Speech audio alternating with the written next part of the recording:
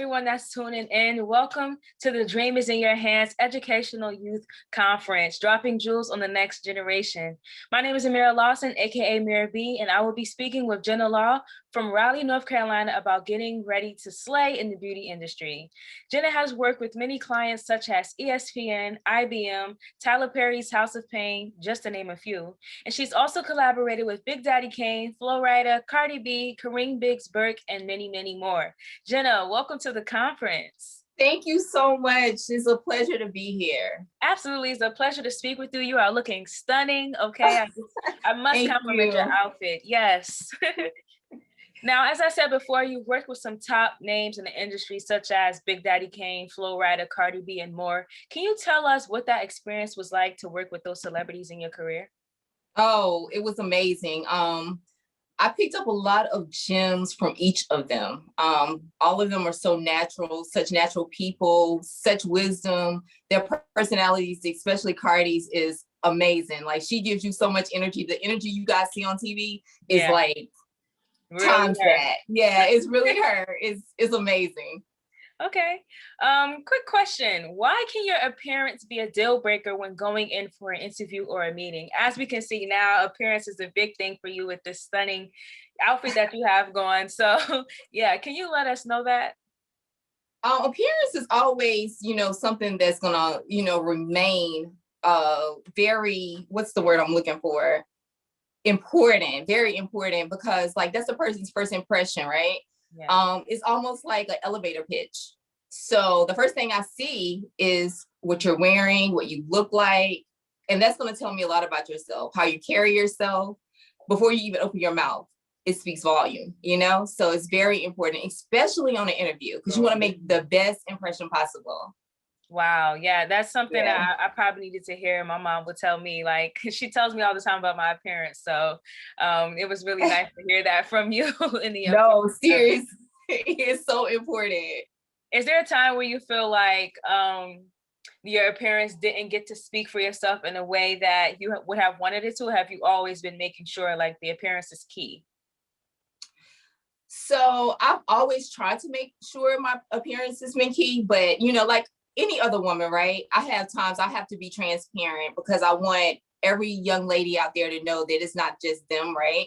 It's times that I feel like, okay, like you could have looked a little better, or I'm a little hard on myself, but I still try to exude that love that I have for myself, right? Which hopefully overcomes any flaws clothing wise or anything that I have. So it has been times that I have challenged myself and said, but then I try to don't be too hard on yourself. Okay. Now, as we are expanding within the latest beauty trends, do you find it hard sometimes or challenge sometimes to make sure you're up to date with the latest trends? I really don't, because what I share with my clients and my mentees, right, is to always be confident and be yourself. Don't necessarily go with the trend, but go with your trend. Make it be you, make it become you, whoever you are. So if you like wearing plaid and polka dots, do that. Just do it with confidence, right?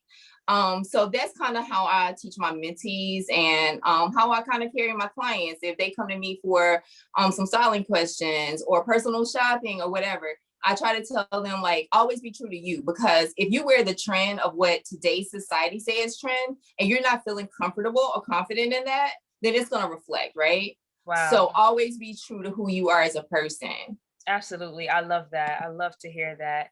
Now, when you look sharp and you have your image together, does that make people take you more serious compared to someone who may have the same talent but doesn't prioritize their image?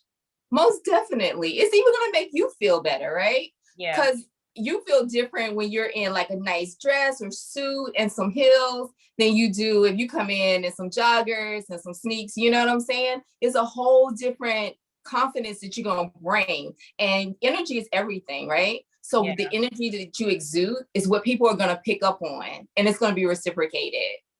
Absolutely. Absolutely. Now we have a question from a student. What ways can you maintain a healthy lifestyle so that you look good and feel good while living your best life? Oh, of course. Thank you for asking me that.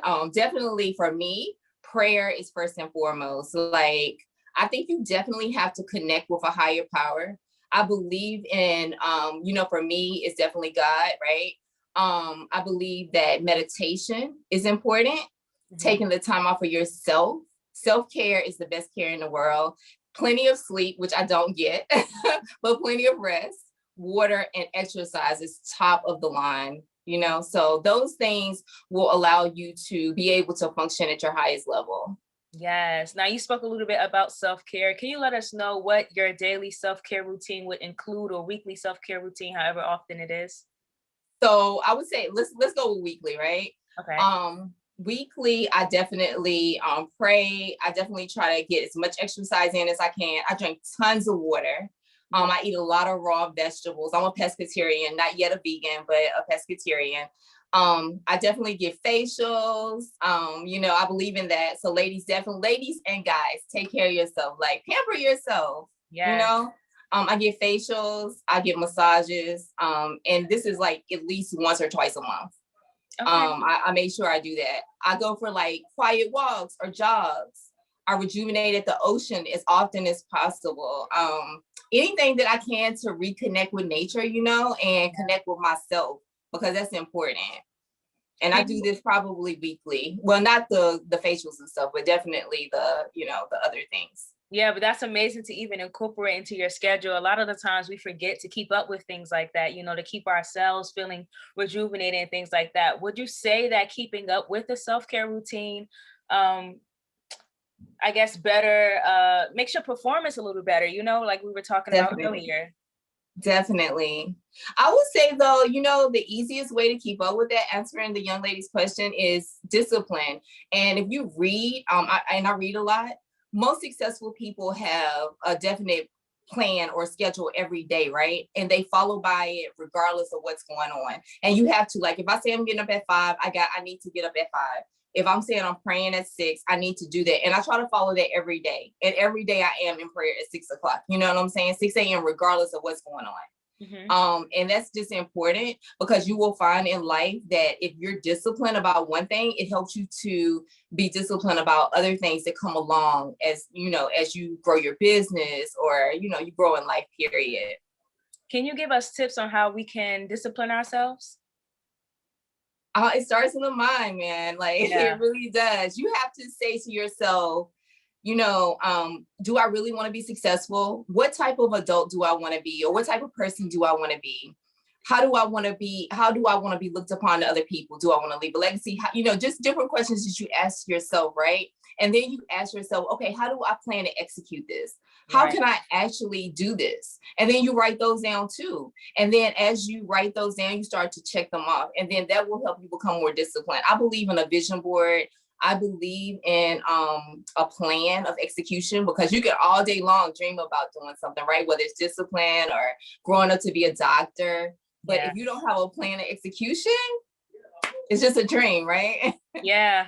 Are you like into making mood boards, or, because I know you spoke about journaling and writing down some, you know, goals that you want to aspire to achieve? Have you ever done that? Or I do mood boards and vision boards. I have been doing a vision board, like, so I do it like every 6 months. Mm-hmm. I do a vision board both personally and for my career. And then I put a plan with it, like, okay, how do I plan to do this, right? And then I also incorporate a scripture with it for me. I also during the pandemic, I wrote a journal for other people, because everybody was like, Jina, how do you do this? How do you do that? So I wrote a book that actually has like affirmations in it and different things that we can stand on to just help us. You're beautiful, just different things, right? And also a place in there that has like a vision spot. So you can actually write in the book, like your vision for that year or whatever, that month. And you can kind of go by and see if you're on track. Okay. Wow. And what would you say is like the, I guess, perfect time gap to be on track? I think everybody is different, right? Yeah. And I think the worst thing any of us can do is compare our time to someone else's. I think that's a thief of our joy, and we're not able to really live and enjoy the moment. So what's your time? You have to figure that out. And what's my time? So I think that you have to figure that out on your own. Mm-hmm. It's not a comparison thing. It's not like, oh, she's doing this and she and I are the same age. That may not be your purpose, and it just may not be your time. I'm glad that you said that because I find myself struggling with that these days. And you're right, comparing yourself to others is definitely a thief of your joy. So, what advice could you give to someone like me who often compares themselves to others and, just wants to get out of that mind state? Because, that's not healthy at all. Right, exactly.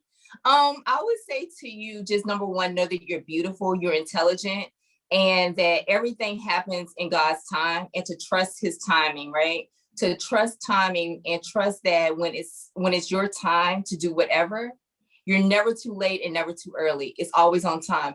And if you put yourself in that mindset and that perspective that I'm working hard and I know he's working as well, then you'll stop doing that. And don't look at anybody else. Find people that inspire you to look at, but not make you feel like I'm not doing enough, you know? Right. Thank you so much for that. And last, I Yeah. wanted to ask you, the dream is in your hands. What does that mean to you? It means that, to me, the dream is in your hands means you have a choice, right? Just like if you're playing football or basketball, are you going to make the touchdown, or are you going to fumble the ball? You know what I'm saying? Are you going for the goal? And because it's at your hands. What you're seeking is seeking you. It's up to you to continue on that track, or to sit down and be like, I'm not going to do it. So it's all in your hands. It's right here at your hands. You can have it if you want it.